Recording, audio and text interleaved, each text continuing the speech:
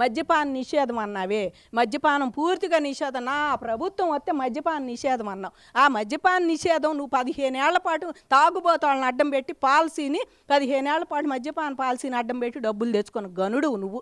అదొక ఎన్నుపోటు దినోత్సవం మద్యపాన ప్రియులకి. నీ చెల్లెల్ని తీసుకొచ్చి ఊళ్ళో పాదయాత్రలు చేసి నా చెల్లెల్లో నేను ఒకటి, మా అమ్మ నేను ఒకటి, మా అబ్బాయిని గెలిపిండని అడిగావు.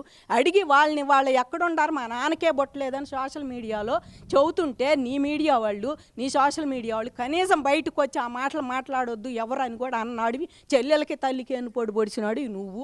ఆ అమ్మాయికి ఆస్తిలో వాటా కూడా ఇవ్వకుండా పోయావు. ఇవాళ నిన్ను ఏమంటుందో ఆవిడ మీ అందరికీ తెలుసు.